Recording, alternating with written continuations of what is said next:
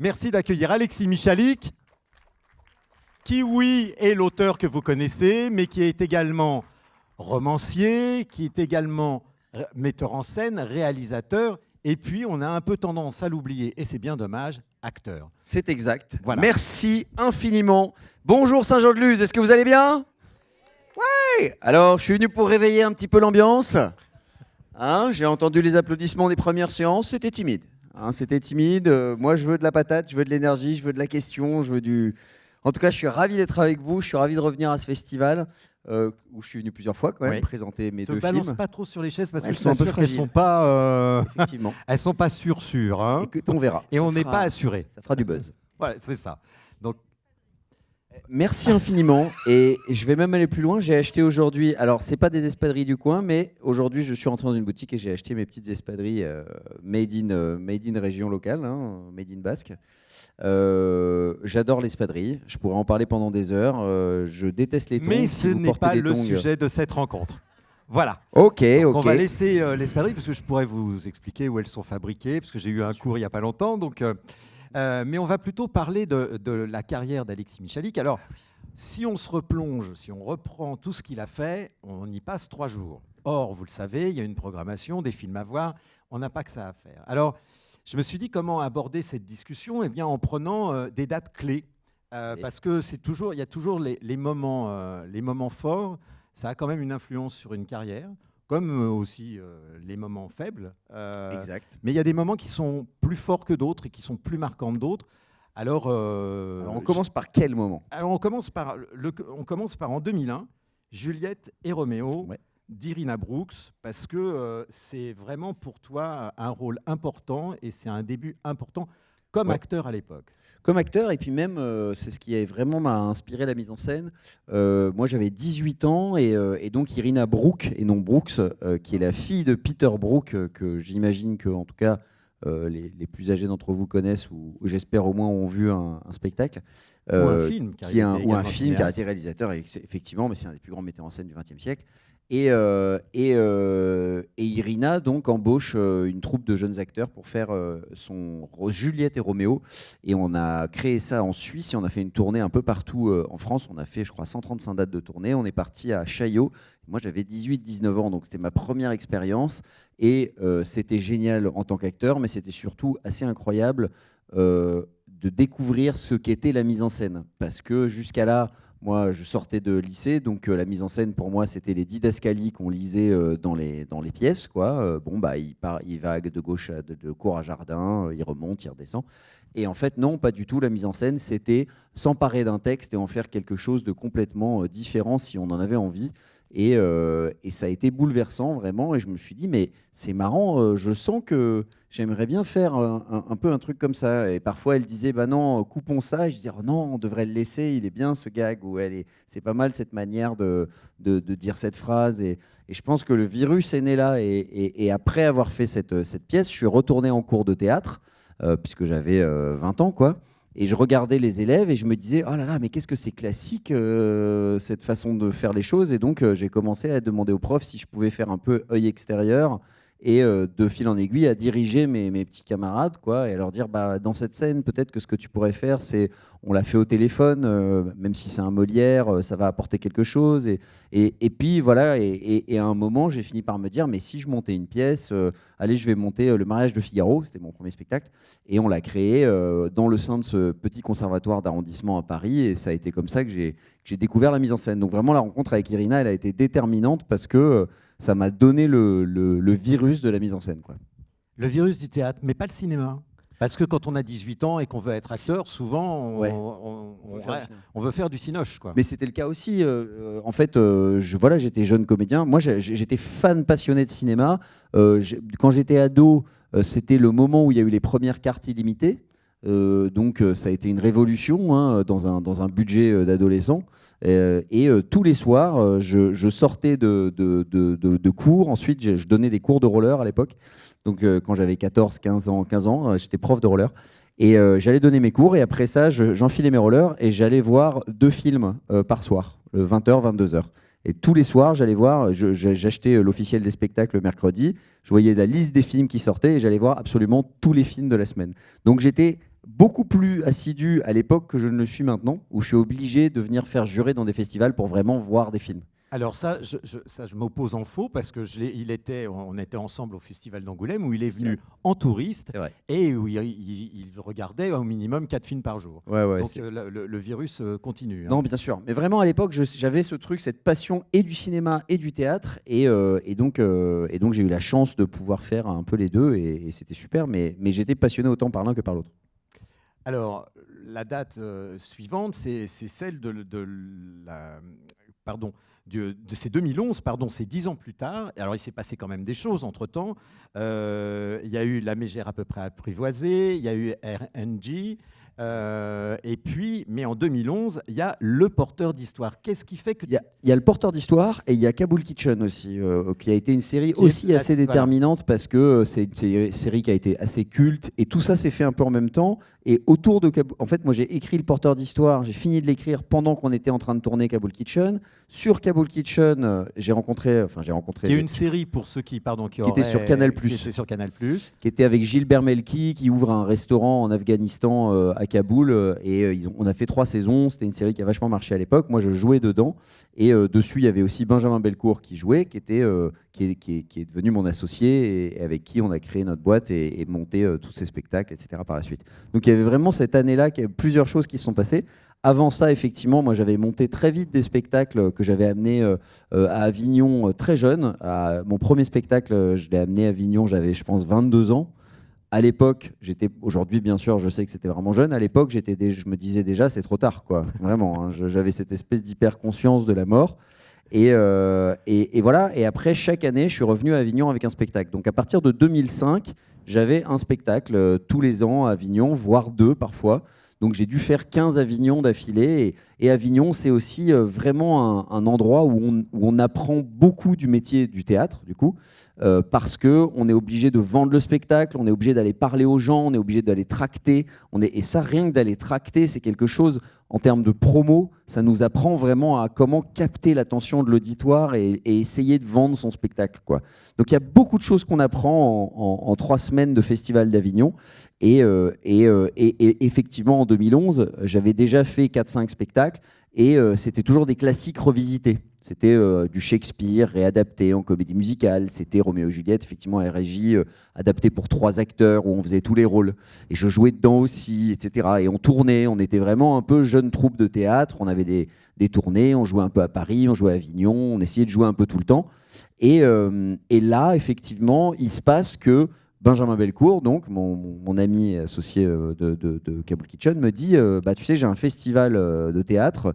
Lui, il dirigeait un petit théâtre à Paris, à Montmartre, qui s'appelle le Théâtre Le Pic aujourd'hui.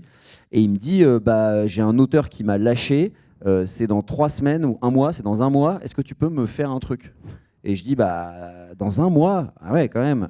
Et je dis c'est quoi le concept? Il me dit bah, il faut que tu fasses une création théâtrale en soit 26 minutes, soit 52 minutes. Je dis, bon, bah 26, c'est un peu court, mais 52, ouais, j'ai peut-être une idée, j'ai un truc que j'ai en tête.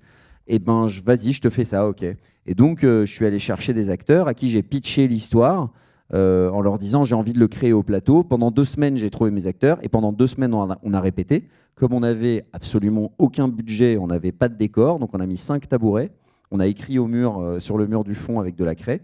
Et on a créé Le Porteur d'Histoire. Et ce spectacle, donc en 2011, qu'on l'a créé pour 3 dates, hein, vraiment, joue encore aujourd'hui. Il a joué partout dans le monde. C'est un spectacle qui aujourd'hui en est à 3500 représentations.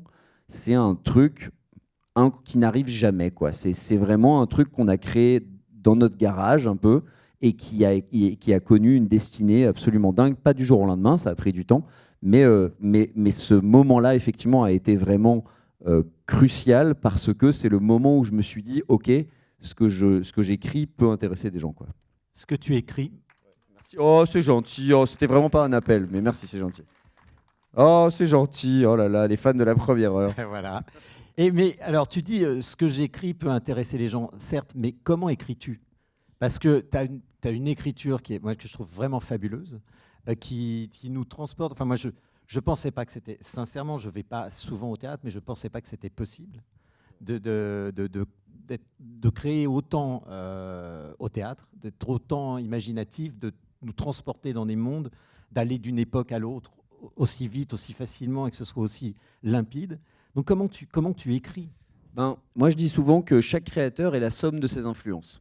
C'est-à-dire qu'on a tous, concrètement, quand on crée, on voit des films qui nous marquent, et c'est en général ces films qu'on va essayer de reproduire en y amenant notre propre touche personnelle. Si je remonte très très loin, Shakespeare, quand il écrit Roméo et Juliette, c'est pas son histoire, c'est un conte italien qui existe déjà. Simplement, il le réécrit à sa manière, il y amène sa poésie, son talent, son génie, son humour, etc. Donc, en fait, moi, j'ai vu plein de gens qui m'ont extrêmement influencé. J'ai eu la chance de grandir à Paris, d'avoir des parents qui m'amenaient au théâtre et qui avaient bon goût en plus, qui m'amenaient voir Brooke, qui m'amenaient voir Savary, qui m'amenaient voir Mnouchkine, qui m'amenaient voir vraiment des grands metteurs en scène et metteuses en scène. Et en découvrant Wajdi Mouawad, Littoral Incendie Forêt, qui est le directeur de La Colline aujourd'hui, qui est un grand auteur de théâtre, tout à coup, je me suis dit, OK, on peut faire quelque chose de shakespearien au théâtre aujourd'hui. On peut écrire pour le théâtre et faire quelque chose de shakespearien. Mais moi, je venais pas du théâtre public, je venais du Off d'Avignon. Et le Off d'Avignon, ça nous contraint à une certaine économie de spectacle. Il faut que ce soit un spectacle qui dure moins de 2 heures, il faut trouver un moyen de le faire rentrer, il faut que le décor soit léger, etc. Plus ces influences de Peter Brook, qui est un théâtre très épuré, avec juste un tapis et important et quelques acteurs, plus Mnouchkine qui vraiment chorégraphie ses transitions, etc. Tout ça mis ensemble, et on ajoute à ça en fait mon amour du cinéma et mon amour de la série aussi, et mon amour du rythme. Je me suis dit, en fait, j'aimerais bien raconter au théâtre une histoire qui soit suffisamment exigeante pour prendre tous les codes de ces grands metteurs en scène que j'ai adoré et aimé, mais aussi au service d'une histoire qui soit extrêmement narrative et qui happe le public et qui le fasse et qui le lâche pas pendant 1h30, 1h40, pas plus. Et c'est comme ça que j'en suis arrivé à faire le porteur d'histoire. Mais très honnêtement, personne ne croyait que ça allait marcher, quoi. Enfin, moi, le premier. Je me disais, c'est un labo, c'est pas une comédie, il n'y a pas de star, c'est des acteurs en Marcel blanc qui se changent. Enfin, je me suis dit, si on vend 10 dates de tournée et qu'on fait quelques dates à Paris, le pari est gagné, hein, ça ne nous a rien coûté. Et en fait, on s'est rendu compte que la puissance de cette histoire et puis la qualité des comédiens, etc., faisait que les gens sortaient de la salle en disant, c'est impossible de le pitcher, mais il faut que tu ailles le voir. Et ça, c'est la meilleure pub possible. Et donc, des gens revenaient. Et c'est là que j'ai commencé à prendre conscience, justement, de la force de l'histoire au théâtre, particulièrement au théâtre, parce que je pense que par rapport au cinéma, le théâtre, on est assez protégé de la concurrence. Quand on sort un film au cinéma, c'est très, très dur. Chaque semaine, il y a 10 films qui sortent, et parmi ces 10 voire plus, et parmi ces films, il y a les Américains, il y a des Coréens, il y a des mangas japonais, il y a tout, quoi. Et tout le monde est en concurrence. Donc nous, quand on crée un spectacle, on est en concurrence avec les quelques spectacles qui se créent dans cette saison à Paris, et c'est beaucoup moins difficile. On est en circuit local, et donc on peut amener dans ce spectacle quelque chose qu'on a vu ailleurs, qu'on a vu à Broadway, qu'on a vu dans une série, et il n'y a pas cette concurrence-là en direct. En revanche, l'autre avantage, c'est qu'effectivement, quand on sort un film, on le sort sur 100 salles, 200 salles, 300 salles, et s'il n'y a pas suffisamment d'une offre intéressante, une tête d'affiche, un truc, ça va être très difficile d'avoir des gens qui viennent en même temps le premier jour de la salle, et donc souvent le premier jour est très dur et très cruel pour les réalisateurs.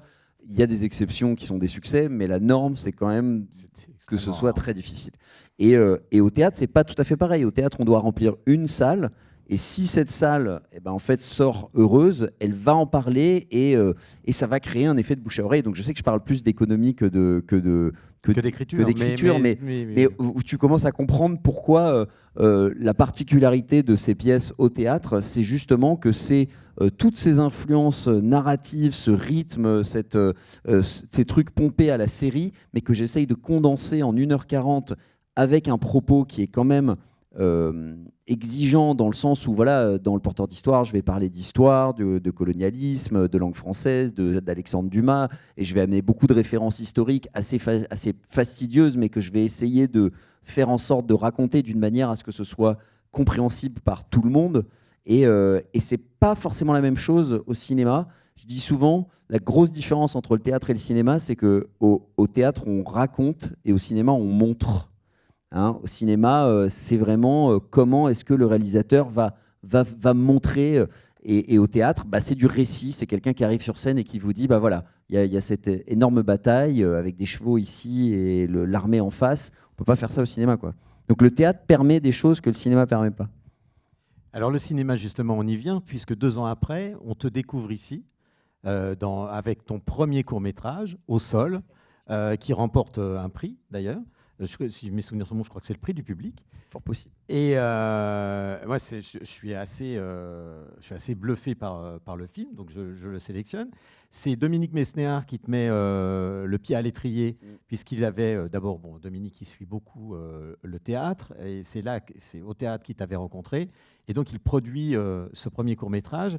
C'est de cette opportunité que naît ton envie de cinéma, enfin même si tu disais que tu aimais déjà ça, ou honnêtement, moi, en fait, je suis quelqu'un qui est plus narratif que visuel. Clairement, mon cerveau, il fonctionne pas de manière visuelle. Il fonctionne de manière narrative, récit. Je peux raconter une histoire, mais alors quand on me demande, mais du coup, qu'est-ce que tu vois comme image ? Aucune idée. Et donc, c'est pour ça que je m'entoure de gens. Alors que ton théâtre est très imagé ? Non, pas très. C'est très épuré. C'est vraiment, tout est au service de l'histoire. Tout le temps. Il y a des trucs qui avec plus de moyens que d'autres, mais tout est toujours au service de l'histoire. Et puis, j'ai une scénographe, une costumière, enfin, j'ai des gens, une vidéaste, des gens qui m'apportent des images. Mais voilà. Donc, moi, au départ, je voulais être showrunner. Le showrunner, c'est celui qui, dans une série américaine, va écrire la série. Et en fait, ça va être un peu lui le patron de la série, mais ce n'est pas lui qui réalise les épisodes. Il y a des réalisateurs qui sont embauchés comme des techniciens, parce qu'aux États-Unis, le rôle du scénariste et du réalisateur sont très, très, très démarqués, ce qui n'est pas le cas en France, où on a un cinéma d'auteur. Mais moi, je m'imaginais showrunner, et puis j'ai très vite compris que si je voulais faire des films en France, il fallait que je devienne réalisateur, parce que sinon, je ne pourrais pas raconter mon histoire comme j'avais envie de la raconter. Et donc, c'est ça qui m'a amené à me dire, il faut que je réalise un court-métrage, puis un deuxième, puis un troisième, puis éventuellement un long-métrage. Parce que moi, ce que je voulais vraiment réaliser, c'était Edmond. C'est-à-dire, depuis mes 20 ans où j'ai eu l'idée de faire Edmond, dans ma tête, je me disais, je veux faire un film dans ma vie, c'est Edmond. Il y a pas, c'est celui-là que je veux raconter. Je veux raconter cette histoire au cinéma. C'est une grande histoire de cinéma. Il faut que j'arrive à le faire. Comment je vais le faire ? Il va falloir que je raconte un premier cours, un deuxième cours, on verra, et puis éventuellement j'y arrive. Alors, avant d'arriver à Edmond, en 2014, il se passe plein de choses. Ouais.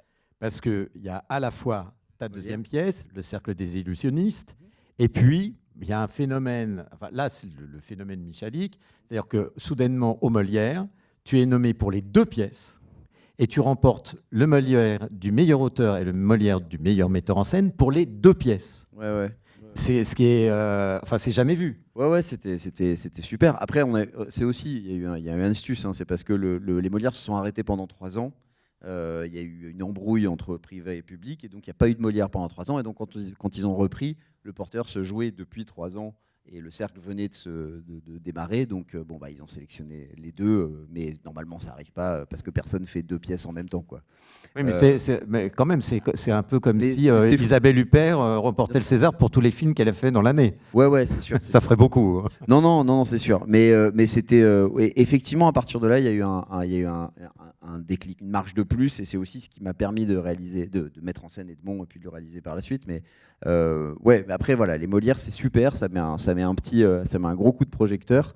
Mais dans le fond, moi, ce que j'aime, c'est de voir la salle pleine, quoi. C'est vraiment ça mon obsession, c'est d'arriver à faire des trucs qui drainent un public, quoi. Mais là, du coup, ça fait aussi venir le public, quand même. Et en tournée aussi, c'est un super argument. Et puis, c'est une cerise sur le gâteau, quoi. Bon, mine de rien, cette année-là, tu fais aussi un court-métrage pour la Dami, Pim Pam Poum. Pim Poum, le petit panda. Pardon, qu'on a montré également ici. Bien sûr. Et je vous encourage à aller découvrir les nouveaux courts-métrages de la Dami samedi après-midi lors d'une projection gratuite. Et enfin, en 2016, on arrive là au fameux Zenmont. Alors, c'est un rêve de cinéma qui se transforme. C'est marrant parce que ça arrive des fois à de grands réalisateurs de commencer par, ils peuvent pas faire le film, donc ils en font un livre. Je pense à Ivan Calberac, qui voulait faire un film de Venise n'est pas en Italie et qui a commencé par en faire un livre. Quand il a eu la lecture du livre, on lui a dit « tu devrais en faire une pièce de théâtre ». Il en a fait une pièce de théâtre qui a marché admirablement bien. Et cette pièce de théâtre est finalement devenue le film qu'il voulait faire au début. Est-ce que c'est un peu la même histoire ? C'est un peu la même histoire, ouais. Moi, je voulais vraiment faire le film. J'avais écrit le scénario. On l'avait développé avec une boîte de production qui m'avait très clairement dit « ce ne sera pas toi qui le réaliseras ». On l'a proposé à un réalisateur qui a dit non, un deuxième qui a dit non, un troisième qui a dit non. Moi, j'ai dit, moi, vraiment, ça m'intéresse. Hein. Et puis vraiment, ouais, voilà. Mais les financiers disaient que ça intéresserait personne, le théâtre, voilà, enfin, que ça ne marcherait pas. En désespoir de cause, j'ai fini par dire, en fait, il faut peut-être que je le fasse au théâtre. Et là-dessus, le Palais Royal a dit, OK, on est parti, on a créé la pièce au théâtre et c'est devenu un succès phénoménal. Ouais, c'est difficile de mettre des mots dessus. Edmond, ça se joue encore aujourd'hui. C'est au Palais Royal, qui est une salle de 700 places. On va faire la 1600e du spectacle au Palais Royal. C'est en gros le seul spectacle qui est devant nous, on va dire, c'est La Cage aux Folles, qui a joué 1800 fois au Palais Royal. Et là, cette année, on va passer La Cage aux Folles. C'est l'année où Edmond va passer devant La Cage aux Folles, qui est le plus gros carton théâtral, quoi. Enfin, c'est fou, quoi. C'est le plus gros succès des 50 dernières années. C'est Edmond, quoi. Il n'y a pas d'autre. Et donc, c'est fou, quoi. Les 2 premières années, il n'y avait pas de place libre. C'était un truc dingue, quoi. Personne ne pouvait prévoir un tel succès. Mais donc, forcément, dès le début, dès que ça a commencé, les mêmes financiers sont venus en disant « mais ce serait une bonne idée d'en faire un film, vous pensez pas ?» Et on a dit ouais, l'opportunisme. Bien sûr. Et du coup, là, j'ai dit par contre, maintenant, j'aimerais vraiment bien le réaliser, quoi. Et donc, c'est comme ça que j'ai pu réaliser mon rêve, à savoir réaliser Edmond, le film, quoi. C'est quand même incroyable que cette pièce se joue autant alors qu'elle parle d'un auteur qui est un des auteurs les plus joués, enfin la pièce la plus jouée, quoi. Mais en fait, c'est pas si incroyable que ça, dans le sens où Cyrano, c'est vraiment la pièce.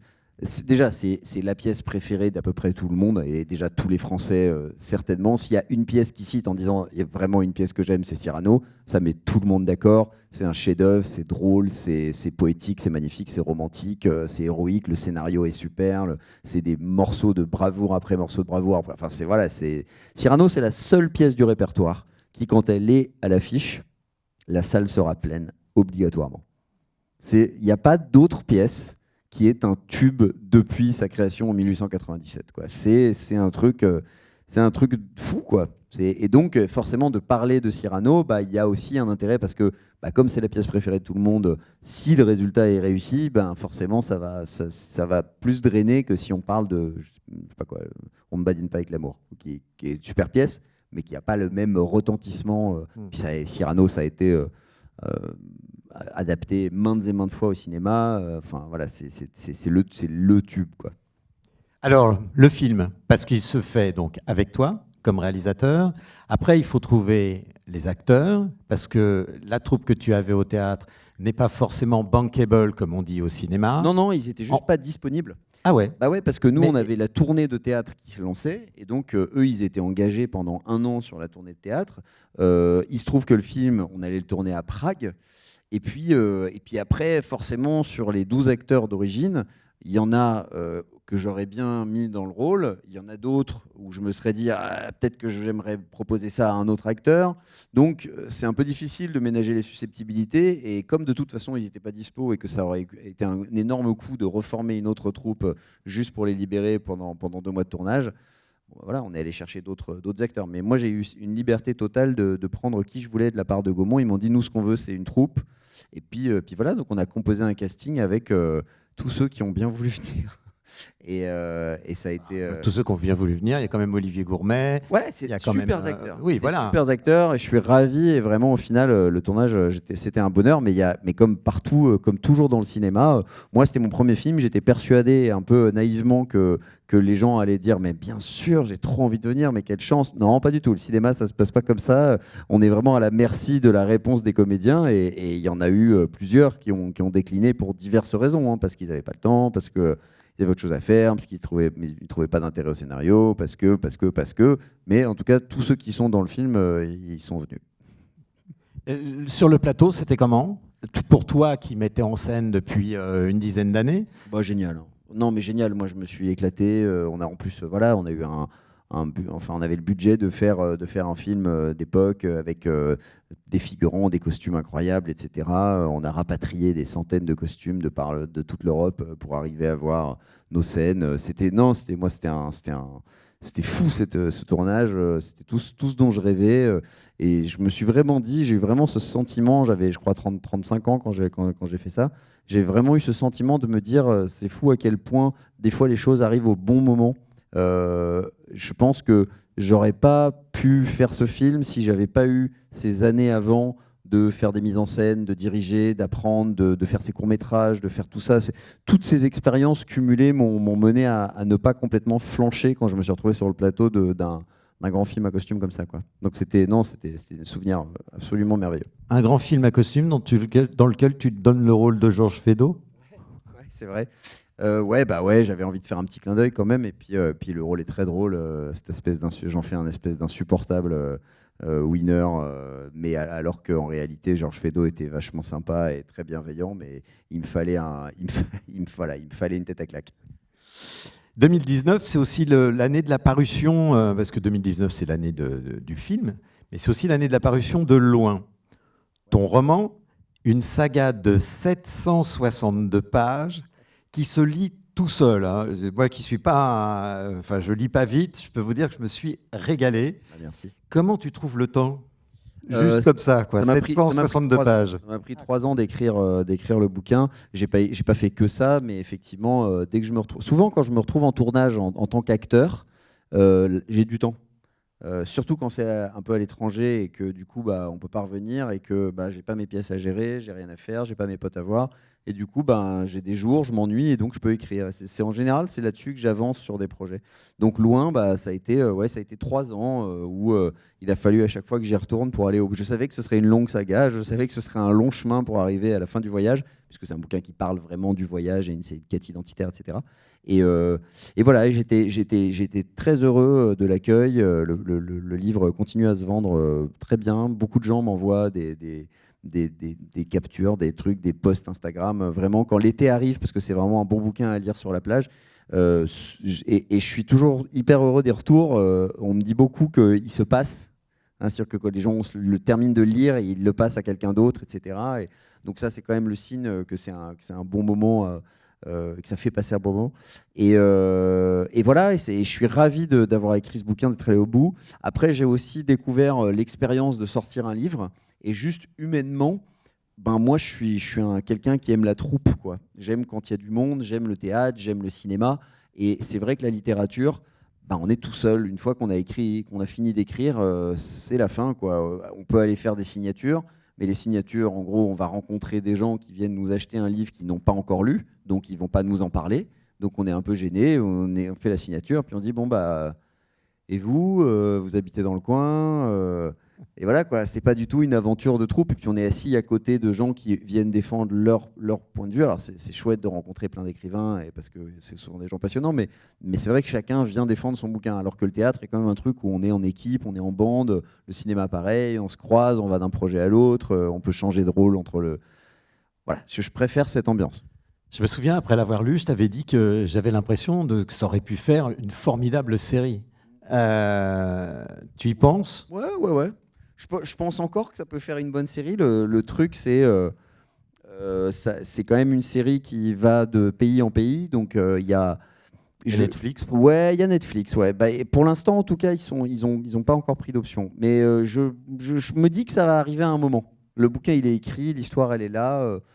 voilà, ce sera un projet à venir à un moment. Et puis en plus, c'est bourré de rebondissements, de romanesques, de paysages. Enfin, vraiment, C'était une série à la base dans ma tête. Ah, voilà, on y est. Avant d'être un livre, c'était une série. J'avais conçu cette série-là et je me disais, ah, ça ferait une bonne série, mais c'était il y a quelques années. Et puis très vite, je me suis dit, bon, je vais jamais trouver les sous, les financements, tout ça pour faire une série. Qu'est-ce que je fais de cette histoire que j'ai développée? Le plus économique, c'est quand même d'en faire un livre.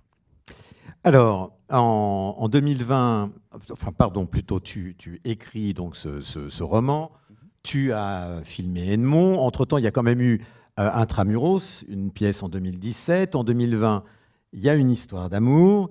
Et en 2021, tu n'écris pas, mais tu adaptes et tu mets en scène un nouveau succès énorme. Et les producteurs adaptés. Alors, attention, suivez. Il y a d'abord à l'origine le film de Mel Brooks. 1967, je crois. Voilà, qui devient une comédie musicale. Ouais, c'est vrai, en 2000. La dite comédie musicale devient un film. Absolument, en 2005, je crois. Et enfin, le spectacle arrive en France. Et qui s'y colle? Et effectivement, les droits, pour X et Y raisons, cette pièce, elle a été montée partout dans le monde, elle avait triomphé partout dans le monde, et elle n'avait jamais été montée en France parce que c'était compliqué de trouver deux stars qui sont capables de venir chanter les partitions des deux rôles principaux. Et puis là-dessus, moi je suis arrivé en disant, moi je vous propose de monter une troupe avec des super comédiens, peut-être pas de stars, mais en tout cas ça va être des super comédiens. Et on a eu la chance d'avoir les droits et de pouvoir... et moi vraiment c'était un rêve de gosse de faire une comédie musicale à la Broadway, quoi. Donc ça a été une expérience, ça a été du bonheur de bout en bout. Je signerai demain pour y retourner. Et voilà, et en plus de ne pas avoir la pression de l'histoire, de pouvoir juste dire allez, on va s'amuser, faire de la mise en scène, créer une troupe, etc. C'était vraiment, je me suis éclaté. Alors, cette création a donné lieu à une sorte de making-of qui nous a permis de voir comment tu travailles, qui a été diffusé sur France Télévisions et qui est probablement encore en replay si jamais vous voulez le voir. L'homme pressé. Voilà, et on voit, d'abord on voit à quel point la ponctualité pour toi c'est quelque chose, c'est-à-dire qu'il dit 10 heures, c'est 10 heures sur le plateau, c'est pas 10 heures, j'arrive, je pose mes affaires, je bois un thé, et ça prend une demi-heure et puis je viens travailler.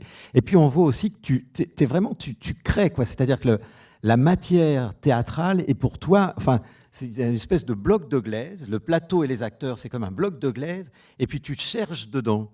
Ah, c'est génial, moi j'adore. Je me souviens que sur Edmond, on créait le spectacle et à un moment, et vraiment Edmond, ça a été vraiment une très belle aventure évidemment pour le succès, etc. Mais même les répétitions, ça a été assez intense. On l'a créé en 3 semaines, je crois, le spectacle, et du lundi au samedi.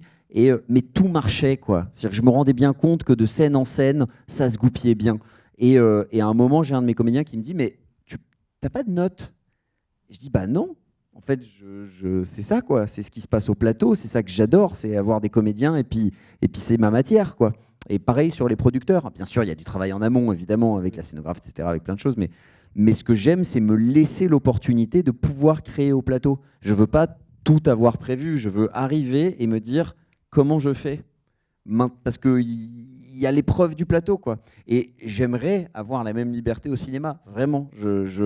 Il va falloir que j'arrive à trouver un moyen, mais c'est pas les mêmes budgets, hein. Et puis au cinéma, en fait, on est obligé d'anticiper tout pour pouvoir passer de décor en décor, hein. Quand on fait un plan de travail pour décider du tournage, on le fait en fonction des décors, parce qu'on va arriver sur un décor, terminer, arriver sur le suivant. Alors qu'au théâtre, on est au même endroit, en fait. Le décor, c'est nous qui l'amenons ou qui le déplaçons. Donc pendant 2 mois, on a nos acteurs et on peut travailler sur n'importe quel passage de la pièce dans l'ordre chronologique ou rétro-chronologique, comme on veut.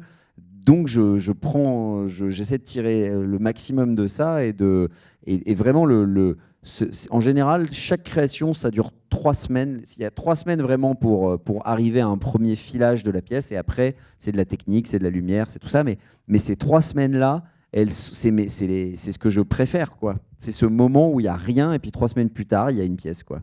C'est génial. Alors, je le disais, il y a eu d'autres pièces, dont Une histoire d'amour, dont tu décides de faire un film qu'on a présenté ici en clôture du festival en 2022. C'est ton Il y deuxième en a qui film. l'ont vu en clôture du festival en 2022, juste pour revenir. Oh, super, trop cool. Bah, merci, c'est gentil. Et c'est ton deuxième film et c'est ta deuxième adaptation de pièce. Tu n'avais pas envie de faire un scénario original? Bah si. D'ailleurs, je pense que le prochain, ce sera un scénario original, quoi. Parce que j'en ai surtout un peu marre d'arriver en promo et de répondre à la question, alors les différences entre le film et la pièce, quoi. Moi, j'avais envie vraiment qu'on considère ce film comme un film en soi. Et d'ailleurs, je pense que si on voit le film sans savoir que c'est une pièce, il est impossible de se dire « Ah, ça a été adapté d'une pièce ».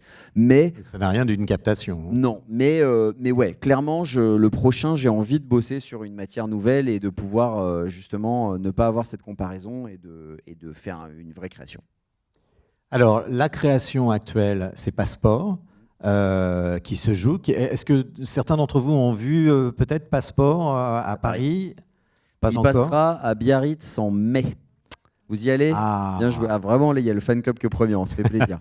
Alors, moi, je trouve la pièce absolument fantastique. J'ai vraiment adoré ça.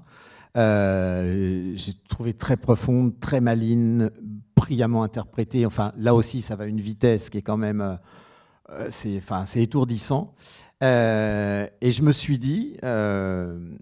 tu avais eu des Molières supplémentaires pour Edmond, tu avais eu un Molière supplémentaire pour les producteurs, et je me suis dit, là, je ne vois pas comment il ne peut pas être nommé.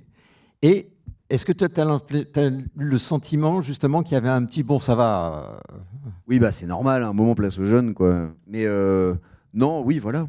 Et puis aussi le sujet, je pense. Je pense qu'il y a un mélange entre le sujet qui est beaucoup plus social et engagé que d'habitude, et un peu touchy, je pense, en ce moment. Et puis oui, à un moment, c'est bon, j'ai eu plein de Molière, ça suffit, quoi. J'en ai pas souffert plus que ça, hein. Je veux dire, moi, le truc qui m'embête un peu, c'est un, que mes comédiens soient pas récompensés, et deux, que effectivement, un Molière, ça aide un spectacle à le promouvoir, à vendre des dates de tournée, etc., etc. Donc bon, à part ça, le spectacle, il joue depuis janvier, il ne désemplit pas. Voilà, on est à la 240e à la Renaissance. On va jouer jusqu'en juin prochain. On va tourner, tout le monde est content, tout va bien, quoi. Il y a un truc qui est extraordinaire, c'est sur l'affiche, il y a ton nom en grand comme si tu étais Jean-Paul Belmondo. Bah ouais. Je veux dire, voilà, maintenant tu es un auteur qu'on a envie d'aller voir, quel que soit sans même savoir quoi que ce soit de la pièce. Ouais, c'est fou, mais c'est génial. Mais en même temps, je dis toujours que parfois on me dit, comme quand je dis il n'y a pas de tête d'affiche dans mes spectacles, on me dit oui, mais c'est toi la tête d'affiche. Je dis mais non, c'est le spectacle. Je vous assure que si c'est pas bien, le bouche-oreille il va aller aussi vite que si c'est bien. Ça va désemplir aussi rapidement que les premières se sont remplies. Oui, c'est sûr que peut-être que quand je vais créer un nouveau spectacle, le premier mois, on est à peu près sûr d'avoir du public, mais vraiment, si c'est raté, l'ascendance, elle sera terrible, quoi. Donc, c'est le spectacle qui vit sa vie. Chacun de mes spectacles... T'as bouffé les piles. Ah, ça y est, petite pile. Merci. Chacun de mes spectacles, il vit une vie personnelle et c'est comme un microcosme, mais ils sont tous différents, ils ont tous des salles différentes à Paris et en tournée, évidemment. Et voilà, ça reste fou, quoi. Cette année, à Paris, je crois que là, j'ai 5 spectacles à l'affiche. Il y a Edmond qui se joue encore au Palais Royal. Il y a Le Porteur d'Histoire qui se joue à Montparnasse. Il y a Intramuros qui n'a pas bougé, qui est toujours à la Pépinière depuis 8 ans. Il y a Une Histoire d'amour qui est au Splendide. Et il y a Passeport à la Renaissance. Donc, c'est dément, quoi. Ça, c'est dément. Mais ça fait tellement de gens qui bossent, de comédiens qui bossent, c'est une espèce de grande troupe qui tourne en alternance, et c'est ça ce qui me remplit le plus de joie et de fierté, quoi. Mais alors, j'emprunte le micro pour une question, et qui sera ma dernière question, et puis après je vous laisserai s'il y a une ou deux questions ou remarques, parce qu'il faut qu'on laisse la salle, parce que sinon je vais me faire disputer par Chabi. Mais le comédien dans tout ça, parce que tout au long de cette brillante carrière d'auteur, de metteur en scène, tu as tourné, mais souvent des seconds rôles, des petites choses, voire des apparitions. Est-ce qu'il n'y a pas une frustration du comédien? Et enfin, on t'a vu dans Une histoire d'amour, que tu as joué aussi, mais à part ça, tu t'écris pas nécessairement des rôles. Frustration, c'est un grand mot, je dirais. Je dirais plutôt que le plaisir de comédien, il est toujours là, et que quand je me retrouve à les tourner, je suis vraiment très heureux de le faire. Voilà. Après, comédien, c'est un truc où on contrôle pas le désir des gens, quoi. Donc, c'est pas moi qui décide de si je vais jouer ou non. Alors que quand j'écris, forcément, c'est moi. Donc voilà. Donc, qui sait, peut-être qu'à l'avenir, je vais tourner d'autres trucs. Et puis, mais par contre, créer quelque chose pour me mettre dedans, c'est pas la bonne démarche, quoi. Enfin, je veux dire, si jamais le rôle me correspond, super, je vais le faire. Une histoire d'amour, c'est vraiment, j'ai écrit et après je me suis dit, il est pas mal ce rôle. Mais surtout, je pense que ça me correspond pas mal. L'humour, ça me correspond, etc. C'était pas genre l'envie initiale, quoi. Donc voilà. Alors, ça va être compliqué, mais on va y arriver. Je te l'emprunte 2 secondes, ça te permet de boire un coup. Hop. J'ai juste une question, est-ce que vous dormez? Madame travaille au Grand Hôtel, c'est pour savoir si tu es bien reçu. C'est gentil, merci. Ouais, alors vraiment, je dors très bien et je prends beaucoup de vacances. Là, on a résumé 20 ans de carrière en quelques minutes, mais en vrai, je fais un spectacle tous les 2-3 ans et le reste du temps, je prends du bon temps, quoi. Vraiment, et d'autant plus, je pense que pour oxygéner l'imaginative, il faut prendre ce temps. Il y a quelques années, j'ai fait un burn-out il y a 10 ans, et je pense que ça a un peu changé ma façon de voir les choses, et de me dire, en fait, il faut que je m'autorise à partir en vacances, il faut que ça fasse partie de ma vie, il faut que je profite de la vie que je me construis grâce à ce que je crée. Et au final, ben, ça fait qu'on voyage, ça fait qu'on rencontre des gens, ça fait qu'on croise des histoires, ça fait qu'on a une inspiration. Et c'est comme ça que la machine, elle continue d'être alimentée. Et le plus grand luxe que j'ai, vraiment, c'est cette liberté de pouvoir faire uniquement des projets qui sont issus de mon propre désir. Peu de gens ont cette liberté-là. Même des artistes, même des créateurs se retrouvent à se dire... Bon là, on me propose un film, je vais me mettre au service de ce film parce qu'il faut que je bosse. Peu de gens ont cette liberté de se dire, il y en a bien sûr, hein, Ozon, je pense qu'il a ce truc-là, il fait ses films, il écrit, il réalise, il n'a pas ni Dieu ni maître, quoi. Moi, j'ai cette chance folle de pouvoir me dire, allez, je vais faire un spectacle, j'écris, pas de contraintes de casting, on va chercher le théâtre et puis on le fait. Et après, pendant 2 ans, bah... Voilà, il va exploiter, il va continuer, il va y avoir des gens, et à un moment, je vais me dire, ah tiens, j'ai une autre idée, c'est parti. Une dernière, vraiment, parce que sinon après je vais me faire tirer les oreilles, j'aime pas ça. Là-bas, je crois qu'il y a madame. Voilà. Allez, vous concluez, madame, s'il vous plaît. Merci beaucoup. Ce qui m'époustoufle chez vous, est-ce que votre niveau culturel, quand vous parlez, que vous démarrez à 18 ans, votre passion au départ du cinéma, mais votre niveau culturel, vous le dites bien, c'est grâce à vos parents. Et au niveau... alors moi, je pense à la jeunesse actuelle dans les écoles et tout. Est-ce que la culture, vous l'avez reçue? Où est-ce que vous étiez en classe à Paris? Vous avez été dans les grandes écoles, dans les de culture?